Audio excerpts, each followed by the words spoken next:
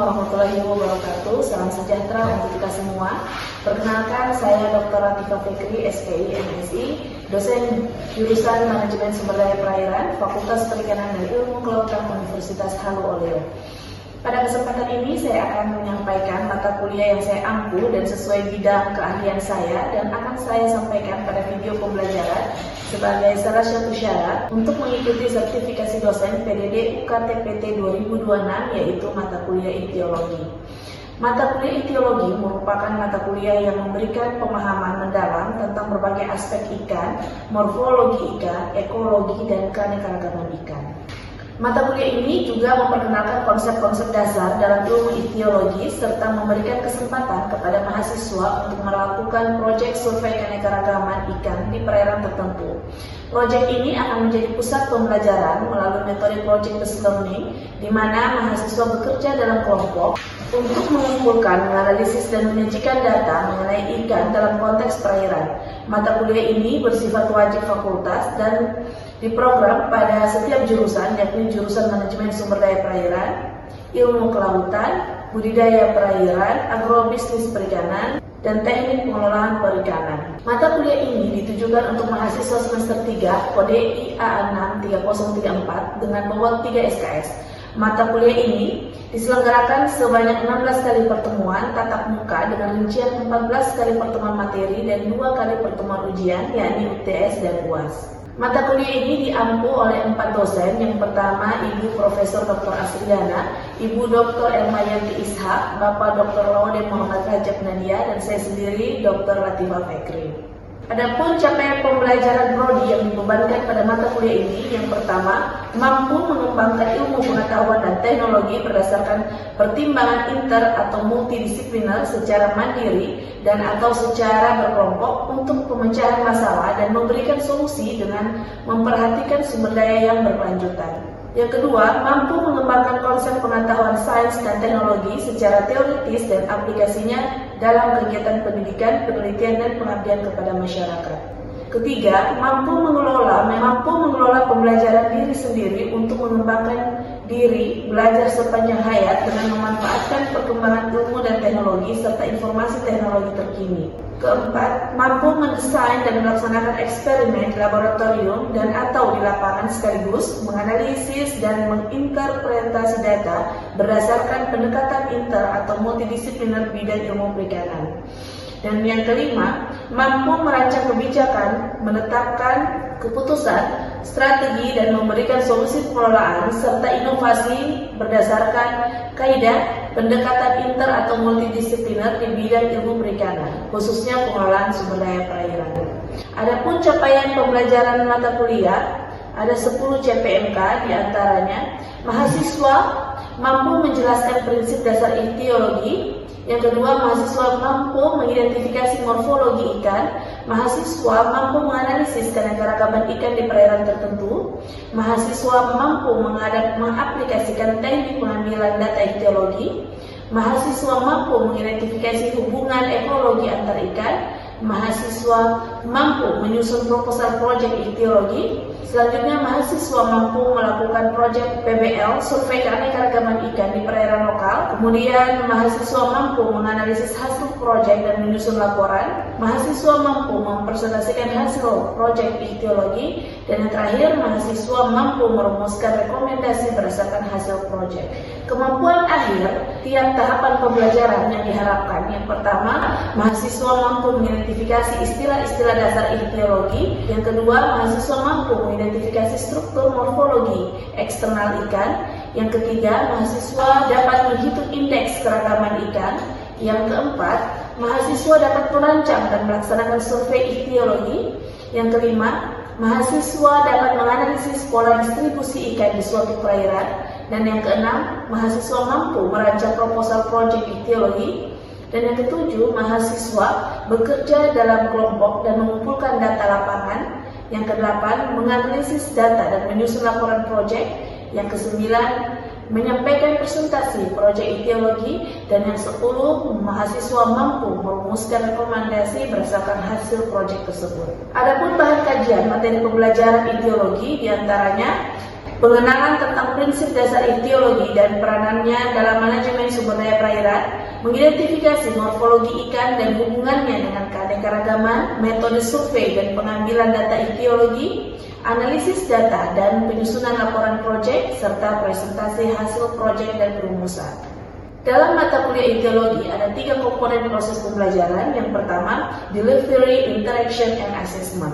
Untuk delivery, saya memberikan materi serta RPS yang dapat diunduh langsung oleh mahasiswa melalui Google Classroom, serta presentasi interaktif yang secara langsung dilakukan dengan tatap muka untuk mendukung pemahaman mahasiswa. Mata kuliah ini menggunakan komunikasi 2 arah antar dosen dan mahasiswa, baik berupa diskusi, tanya jawab, kolaborasi, presentasi, serta refleksi bersama. Assessment atau sistem penilaian yang saya lakukan pada mata kuliah ini mencakup assessment formatif untuk menilai proses yang dilakukan melalui kuis, tugas proyek individu, tugas proyek kelompok, serta penilaian sikap dan keterampilan sesuai RPS. Selanjutnya, untuk penilaian akhir berupa UTS dan UAS, model pembelajaran yang digunakan dalam mata kuliah ini menggunakan project based learning dengan metode presentasi kelompok interaktif serta kolaborasi antar kelompok. Referensi yang kami gunakan pada mata kuliah ini merupakan karya kami bersama tim teaching dan berupa buku referensi karya ahli lainnya serta kolaborasi artikel yang terindeks jurnal nasional maupun internasional bereputasi yang merupakan karya bersama tim teaching dan mengikuti perkembangan ilmu pengetahuan dan teknologi. Demikian deskripsi mata kuliah ichtiologi. Billahi taufiq wal hidayah. Wassalamualaikum warahmatullahi wabarakatuh.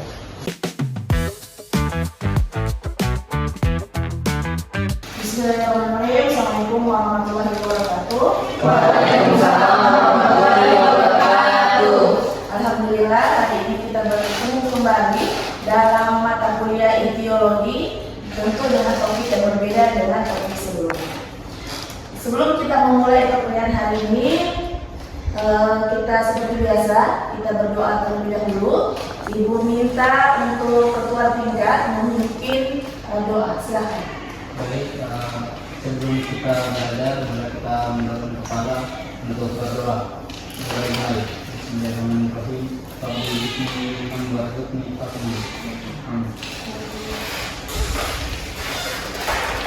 Ibu lihat hari ini ada beberapa yang tidak hadir. Tentu kita jelas dulu siapa yang tidak hadir dan yang ada pada hari ini. Safira Darmayanti, hadir Bu. Fiona, hadir Bu. Muhammad Roni, hadir Bu. Aziza, hadir Bu. Lawade Cindy, hadir Bu. Rizka, hadir Bu. Lawade Dharma, Hadir Bu. Arif Asdar, tidak hadir. Rutna, hadir. Akbar, tidak hadir. Fitri, hadir Bu. Seril, hadir Bu. Jeza, Hadir Bu. Juwita, tidak hadir. Kelabon, Hadir Bu. Fadil,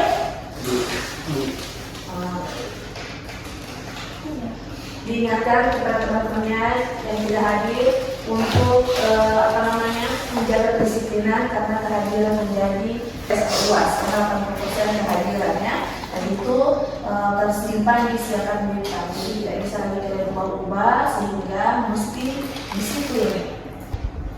Hari ini kita masuk pada topik pencernaan dan penyerapan, tetapi Ibu ingin bertanya terkait dengan pertemuan sebelumnya. Ada yang masih ingat terkait dengan pertemuan sebelumnya materinya? Rizka Bahar, materi minggu lalu apa? Terkait dengan distribusi ikan. Oke, distribusi ikan. Nah, terkait dengan distribusi ikan, ada yang masih ingat apa yang menjadi faktor distribusi ikan di perairan? Ovin? Saya berdasarkan habitat perairan. Bagus. Jadi materi sebelumnya itu mesti kita ulang-ulang lagi di rumah gitu ya, karena tentu itu akan menjadi bahan dalam soal UTS atau UAS. Pencernaan dan penyerapan makanan. Adapun tujuan dari materi hari ini yang pertama pertama adalah mengetahui mekanisme pencernaan, penyederhanaan, kemudian penyerapan, dan nantinya distribusi ke dalam tubuh. Tentu kita pahami bahwa makanan, kenapa kita butuh makanan, karena itu menjadi energi bagi tubuh. Berkedip pun itu butuh energi, ya. Bernafas, menarik nafas itu butuh energi.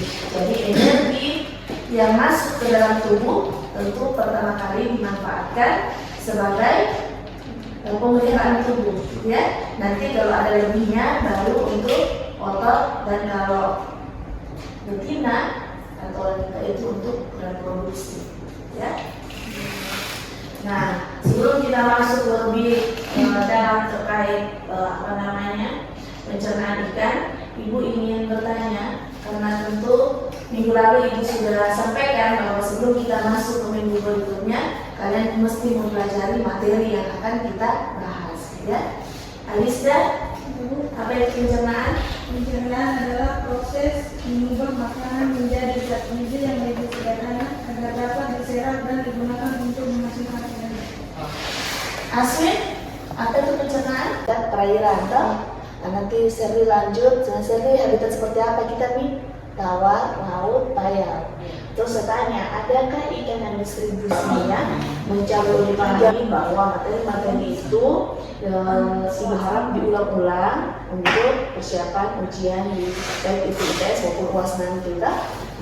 Ibu lanjut nih, untuk materi pembelajaran hari ini kita masuk ke pencernaan. Ini pencernaan ikan, toh? Masih ingat juga pencernaan, kan? Tujuannya seperti ini. Sebelum masuk sate bisa konsumsi baik? Orang dewasa bisa konsumsi sate dan bubur? Bisa. Itu artinya semakin tumbuh, gitu ya, semakin banyak pilihan makanan. Sedangkan baby itu masih selektif dengan makanan. Kenapa? Karena dipengaruhi juga dengan organ pencernaannya, ya. Kesiapan dia menerima makanan-makanan yang ada di lingkungan. Kemudian alat pencernaan, ada struktur dan fungsi alat pencernaan terbagi dua, ada saluran pencernaan dan kelenjar pencernaan. Saluran pencernaan diawali dengan mulut, rongga mulut, parit, esofagus, lambung, pilorus, usus, rektum, dan terakhir anus. Tapi ini bagi tidak semua biota perairan memiliki organ atau saluran pencernaan yang lengkap seperti ini. Ada juga yang hanya misalnya mulut, rongga mulut, kemudian esofagus, gitu ya. Dan ada yang tidak lengkap dan ada yang lengkap, tergantung dari bentuk tubuhnya, ya, umurnya dan sebagainya. Kemudian saluran pencernaan tadi mulut, di sini dijelaskan posisi mulut pada ikan bermacam-macam. Ada mulutnya ke atas, ke tengah, kemudian ke bawah, gitu ya. Nah, tentu posisi mulut ini disesuaikan. Jadi ikan yang makan makanan di permukaan air dia agak ke atas. Mulutnya kalau dia akan mengambil makanan di atas dia. Kalau dia di kolom perairan lurus dia. Kemudian kalau dia ikan makan substrat yang ada di substrat, tentu bukan mulutnya mengarah ke bawah, ya. Jadi itu untuk mempermudah. Kemudian saluran pencernaan ada rongga mulut. Di sini ada bentuk gigi. Kalau giginya tajam berarti dia karnivora. Kalau dia tumpul, karnivora. Karena fungsinya gigi untuk mencacah makanan, ya. Kalau makanannya daging yang keras, tentu butuh bentuk gigi yang tajam itu untuk mencacah makanan. Kemudian saluran pencernaan ada parit, gigi parit berfungsi untuk menyobek dan mengerus makanan. Kemudian selanjutnya ada esofagus, permulaan dari saluran pencernaan yang berbentuk pipi dan berlendir. Jadi kenapa ada lendir-lendir itu membantu mendorong, ya. Kalau kesel tidak bisa membawa memang itu lendir mesti ada. Besar ukuran lambung berkaitan dengan fungsi, kapasitas lambung bervariasi tergantung jenis. Kemudian pada ikan herpida karnivora juga mempengaruhi bentuk dan ukuran. Saluran pencernaan selanjutnya ada pilorus, segmen yang terletak antara lambung dan usus depan. Gimana dia?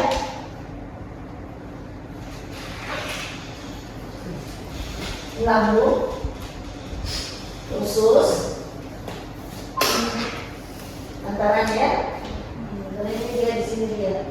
Jadi bisa kita lihat bahwa kalau ikan karnivor, dia lambungnya ya maksimalnya. Peringkat pertama ada hati, organ penting mensekresi bahan untuk pencernaan merupakan kelenjar yang kompak berwarna merah kecoklatan. Kemudian ada pankreas, organ yang mensekresi bahan enzim. Jadi enzim itu penting di dalam proses pencernaan karena dia membantu penyederhanaan makanan. Kemudian ada lambung, terdapat sel-sel mensekresi mukus dan terdapat kelenjar gastrik. Mekanisme pencernaan fisik dimulai dari rongga mulut, kemudian ada juga di lambung. Fisik kenapa? Karena rongga mulut kan ada gigi kita dekat yang mencacah. Lambung kenapa? Karena lambung itu dia membuat lambung. Jadi kita makan makanan yang baru itu sakit perut. Tapi ibu, kenapa dia makan keju setiap hari tidak sakit perut? Saya baru makan keju langsung sakit perut. Kenapa bu? Karena dia sudah terbentuk enzimnya, gitu ya, sudah optimal enzimnya bekerja di dalam tubuhnya. Nah, kita baru mau membentuk, artinya tubuh baru mengenali jenis makanan baru sehingga baru beradaptasi. Bukan karena kita bilang oh berarti kampungan ya bu ya, menurut saya tidak. Kita juga bisa lama-lama juga tidak bisa tiap hari makan keju tanpa makan nasi mungkin gitu ya. Kalau sudah kita latih dan terbentuk enzim itu. Kemudian ada pencernaan lemak. Pencernaan lemak dimulai namun belum efektif. Itu dimulai di lambung, kemudian di usus.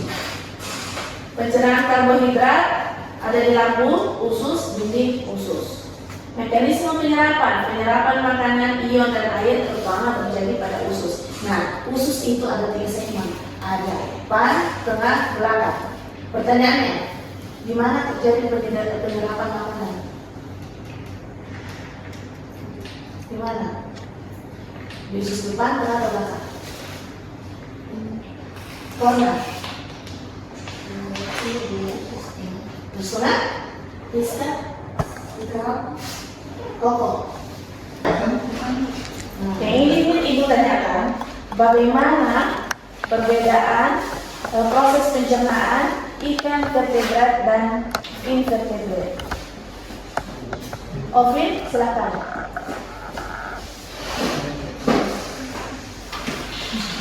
Acarisa. Oke, sepertinya kita kita lihat karena memang ini jam siang gitu ya. Kita berdiri dulu. Mana Serni? Pimpin Serni. Kita ice breaking dulu. Ini teman-temannya sepertinya sudah mengantuk. Silahkan dipimpin. Serni di depan. Iya, ice breakingnya di sini. Harimau. 2 menit cukup ya, supaya kita penjara kembali. Silahkan, Oke teman-teman, jadi sudah capek kita belajar, jadi kita teregangan dulu. Oke, kita mulai dari kepala. Temuin. Hitung 2, 3, 4, 5, 6, 7, 8. Oke lanjut. 1, 2, 3, 4, 5, 6, 7, 8. Oke, balas lagi. 1, 2, 3, 4, 5, 6, 7, 8. Oke, sekarang kita lompat di tempat. Oke, cukup. Jadi penyerapan makanan terjadi di usus depan. Makanan yang tidak terserap karena ukurannya kan mesti mikro, ya. Kenapa kita harus dari awal kita mencacah gitu ya? Kita terjadi penyederhanaan mekanik, kemudian fisik, kimia, gitu sebagainya. Itu sebaiknya bentuknya mikro, supaya bisa dia terserap. Namanya kenapa dia terlalu over kita manfaatkan gitu. Jadi kalau makan makanya dalam sunnah juga ada berapa kali mengunyahnya, ada aturannya ya, ada aturannya supaya organ-organ pencernaan yang di belakang itu bisa bekerja dengan baik. Nah, penyerapannya juga terjadi dengan optimal. Kalau semakin tercacah, semakin kecil, semakin banyak terserap gitu ya. Ada yang bilang, saya makan banyak terkenal saya masih kurus gitu ya. Coba perhatikan proses makannya. Hati-hati, pelan-pelan gitu ya. ikan, kalau kita lihat ikan, hewan yang ada di perairan laut, atau yang ada di perairan, itu terbagi ada vertebrate dan ada invertebrate. Nah, kalau ini mungkin lengkap, tetapi kalau sebelum ini modelnya, gitu ya, berbeda di mana letaknya. Kalau umumnya mulut di depan, usus di belakang, bahkan kalau invertebrate ada mulut di atas atau usus di bawah gitu, atau sebaliknya seperti itu ya, sudah berbeda-beda. Nah, kita lihat ini bintang laut, anusnya ada di atas, mulutnya di bawah. Kenapa? Karena dia kan pemangkalan substrat gitu ya. Nah, jadi itu tadi bentuk mempengaruhi organ pencernaan, umur mempengaruhi organ pencernaan. Ya, paham ya? Nah, kalau kita lihat di sini, herbivora lambungnya kecil, tapi ususnya panjang. Karnivora lambungnya besar, ususnya kecil. Kenapa? Karena fungsinya berbeda. Kalau lambung dia kan menggenjot gitu ya. Jadi kalau daging yang masuk, tentu mesti ruangnya besar gitu ya. Karena daging-daging begitu menggenjot. Selain yang ukuran besar, dindingnya juga tebal. Gitu, karena dia mau kepret gitu ya, menghancurkan. Kalau ini herbivore, dia dindingnya tipis, jadi lambungnya kecil, kemudian dindingnya tipis, tetapi ususnya panjang, bahkan bisa 12 kali lipat dari ukuran panjang total tubuhnya, karena kan dia rumput gitu ya. Jadi dia optimal pengerjaan penyederhanaan makanan itu di usus. Kemudian kalau si karnivora dia optimalnya di lambung, makanya ukurannya lebih besar, kemudian dindingnya juga lebih lambung. Ada yang lain pertanyaan? Silakan. Saya mau bertanya tentang suhu. Kenapa suhu itu mempengaruhi pertumbuhan ikan? Jadi kalau ikan kita mau puasakan, artian pada saat kita memelihara ikan, kemudian stok makanannya kurang gitu ya, kita bisa berikan dia pengaturan suhu di bawah supaya dia tidak lapar. Jadi dia tidak tersiksa. Misalnya, uang pakannya belum ada gitu ya, kita turunkan suhu media pemeliharaan, dia tidak lapar, nafsu makannya tidak ada. Kenapa? Karena pengosongan ruang lambung itu dipengaruhi oleh suhu. Ada lagi yang ditanyakan? Kalau gitu ini yang bertanya, kenapa ikan kan ada di subtropis dan ada tropis. Kenapa ikan di subtropis mampu bertahan tidak beku? Ini juga ada hubungannya dengan materi yang telah kita bahas di minggu lalu. Kenapa? Karena kenapa ikan di daerah subtropis tidak beku? Padahal airnya pun lebih ya. Karena ikan di daerah subtropis memiliki antikoagulan atau anti pembekuan darah. Ya, nanti banyak baca ya. Nanti ini juga akan mempengaruhi menjadi bahan dalam pertemuan kita selanjutnya.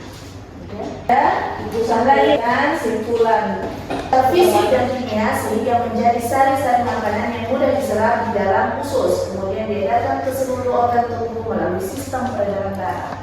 Sistem atau alat pencernaan pada ikan terdiri dari dua bagian, yaitu saluran pencernaan dan peredaran. Seperti biasa, bahwa setiap pertemuan kita ada tugas. Di sini ada 3 soal. Segera dilengkapi, tugas dikumpulkan paling lambat 30 Juli, kirim via email dengan subjek tugas pencernaan. Ya, untuk pertemuan ke depan kita masih ada 1 pertemuan terkait dengan topik sesuai RPS yang kita sudah pahami di pertemuan awal, itu ada sistem hormon, ya. Jadi materi sistem hormon silahkan dibaca sehingga pada saat pertemuan minggu depan kita tidak perlu lagi terlalu justru kita perbanyak lagi diskusi, gitu ya. Kalau sudah paham, nanti bisa perubahannya di proses diskusi dan tanya. Kalau memang sudah dirasa cukup dan dipahami, Ibu tutup. Billahi taufiq wal hidayah. Wassalamualaikum warahmatullahi wabarakatuh. Waalaikumsalam.